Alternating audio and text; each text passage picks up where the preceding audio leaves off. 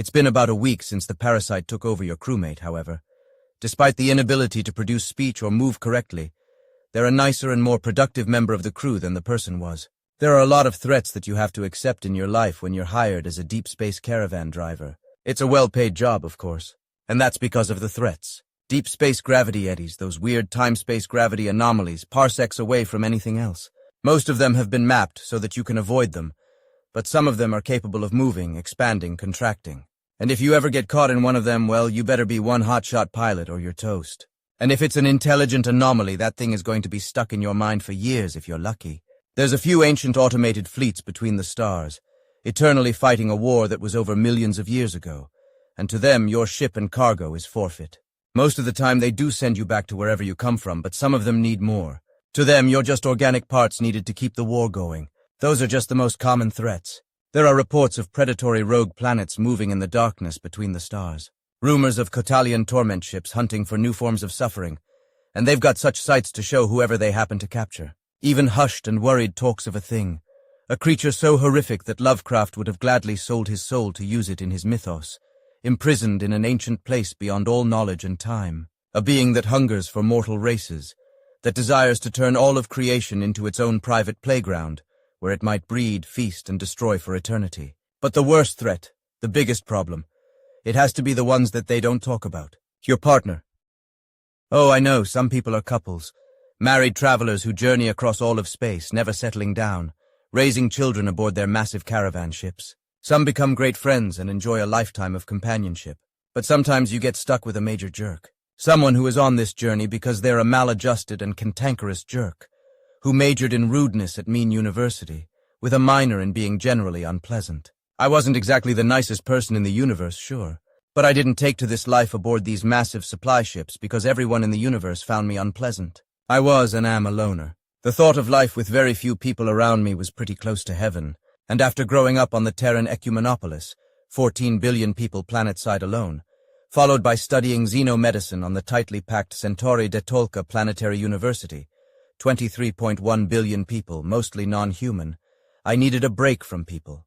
And having to spend months with a small crew, sometimes only a single other person, that seemed to legitimately be a good way to live.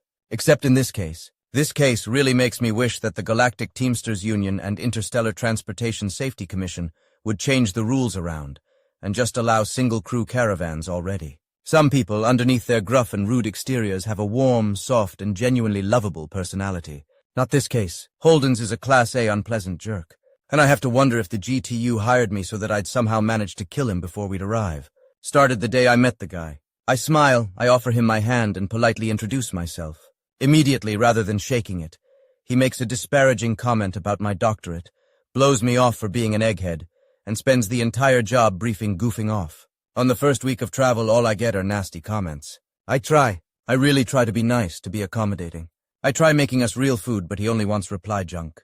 I try to just let him do his job, be professional, but he only barely does what he is supposed to, and often in a way that forces me to take over his duties. I'm only the co-pilot and medical personnel. He's supposed to be the mechanic and the main pilot. I am not in any way or form trained for anything above emergency repairs. So after considering poisoning him for a few weeks, having to hear his unpleasant jokes that usually are radically uncomfortable for anyone born after the invention of space travel, and having to accept that he just isn't going to shower regularly, he changes. We had a small stopover at an emergency depot in deep space, just to refill some parts, fuel tanks, and medicine that were running low at the depot, as a small side part of our mission to take tanks of plant and animal DNA needed for the Phase 3 terraforming of a joint human-Nortul colony. A planet in the outer regions of the habitable zone, it'll be pretty cold there, and they need animals and plants from both our homeworlds that can thrive in low temperatures. Mostly I unloaded the parts necessary at the depot. Standard stuff, really. We could have finished it in half an hour and spent the next 48 hours relaxing, as we somehow were slightly ahead of schedule. But no, I have to spend hours setting up the fuel gauge alone, because he was too busy checking out the entertainment, and I had to spend more hours getting him to unload the machine parts because I don't exactly know which ones are supposed to go where.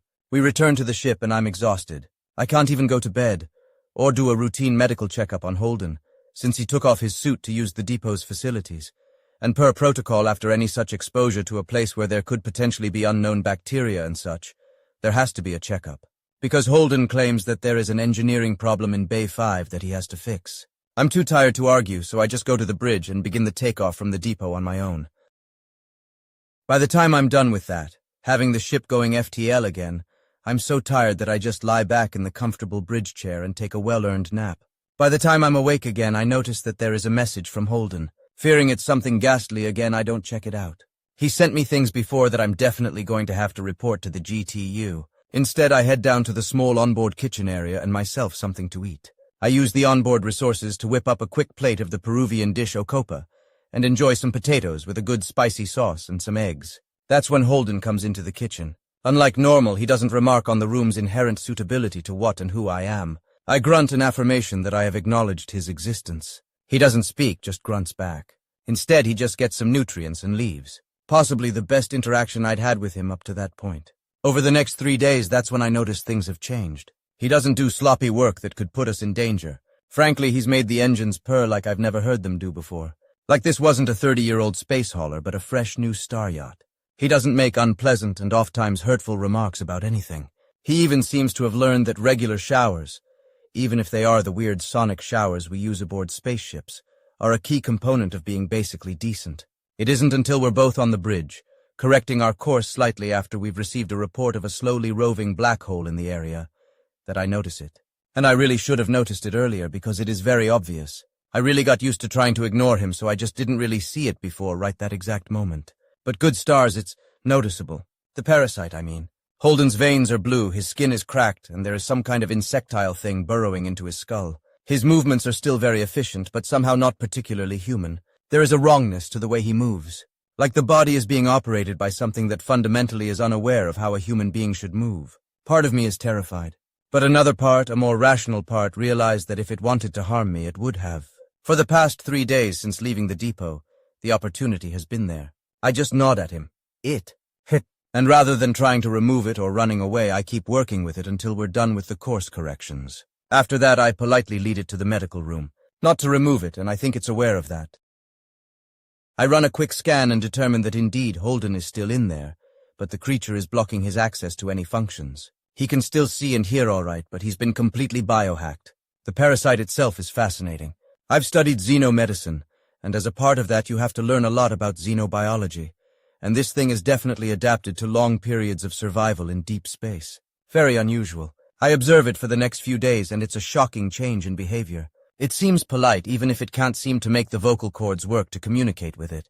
It's helpful and works so very efficiently. It practically makes me seem to be a slacker in comparison, if it wasn't because I was also doing my work at the same time as I was observing it. I get DNA samples from it, willingly donated once I politely explain what I intend to do.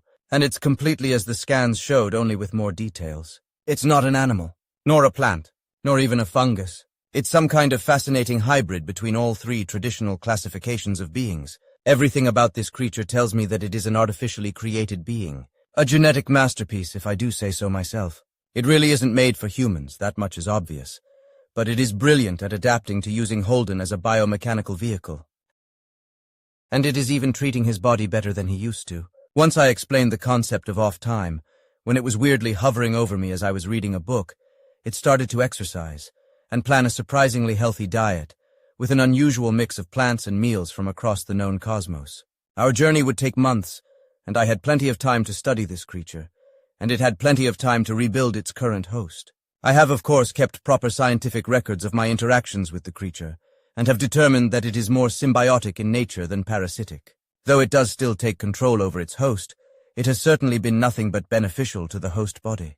I tried to get it to use writing to talk with me, but it seems that while it can read, it has a difficulty in expressing itself using standard methods of communications. Instead, it used the holographic imaging machine to draw a 3D image of an impressive and seemingly completely organic spaceship. Intricate and enormous, far bigger than even the biggest of arc ships, it could serve as a small moon if it was stationed above a planet, having enough mass to affect tides. When it was done, the parasite zoomed in on a small area of the ship and simulated damage to its outer hull. To my surprise, the reaction of the ship was to let several small insectile creatures, quite similar to the parasite currently inhabiting Holden's skull, scurry over the hull and do repairs. Something odd, however, happened in the hologram. as a sudden secondary damage to the ship occurred near the place where it had first been damaged. Some manner of projectile was shot into the hull of this organic titan, and a few of the insectile creatures were propelled into the coldness of space. I understood then what I was dealing with.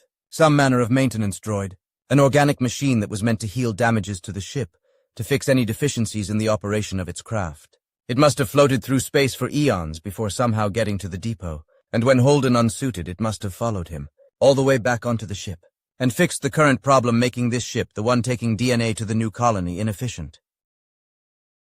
Curious, so very curious, enough to conquer any of my fears, any of my hesitation, I reached out my hand to the parasite. It recoiled at first, but then looked at me, and I nodded. Not letting go of Holden, it reached out tendrils from its body that wrapped around my hand, and began to attach slowly. Not a pleasant sensation. Not pleasant at all, but I felt like I had to do it. It was overwhelming at first.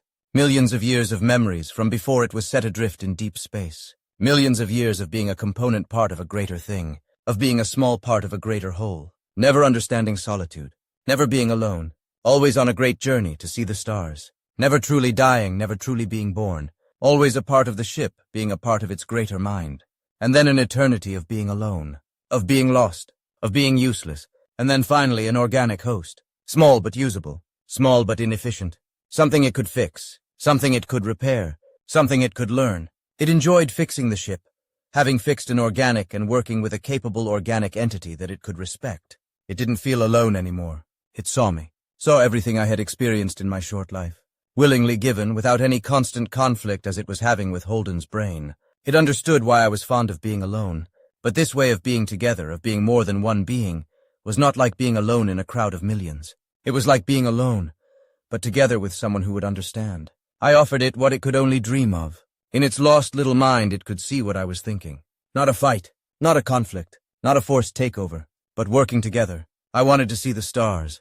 Not the many worlds, crowded and filled with the shouts and screams. It wanted to go into the stars again, to be the ship it was once a part of. A ship that had been grown. It would take years, hundreds of them, but it could be done. It could repair the failing human flesh. I'd never grow old. Never truly die. And together we could grow me into something beautiful. Something wonderful. Something so it would never have to be alone again. Something so I would never have to deal with shitty partners again.